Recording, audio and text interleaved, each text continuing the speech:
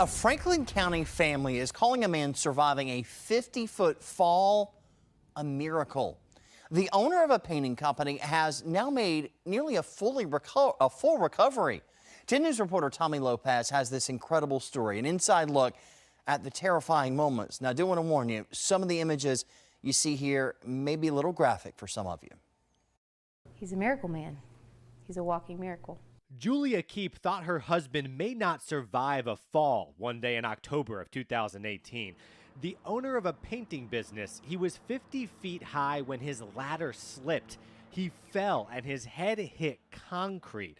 Two of his children were there to witness the terrifying moments. I almost lost all hope. The whole time I just kept yelling at him to hang on.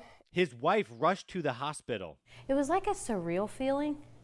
The whole time we were on our way to the hospital, I kept thinking, is he going to be alive when I get there? He had a major traumatic brain injury, among other problems. But after spending 3 days in a coma, he woke up.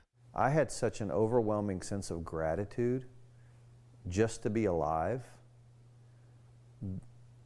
and gratitude that my family was still there, that I had them, they had me. I shouldn't be here. People don't fall that far, hit their head, and survive to talk about it. He's different now, less serious about life. We're not guaranteed the next minute.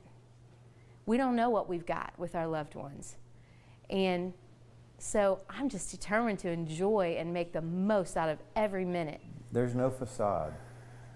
It's real. We're not acting happy. We are. They say their story, their miracle, is a message of hope. Tonight on 10 News at 6, we'll have more on the family's journey and what their life looks like now. You won't want to miss this story.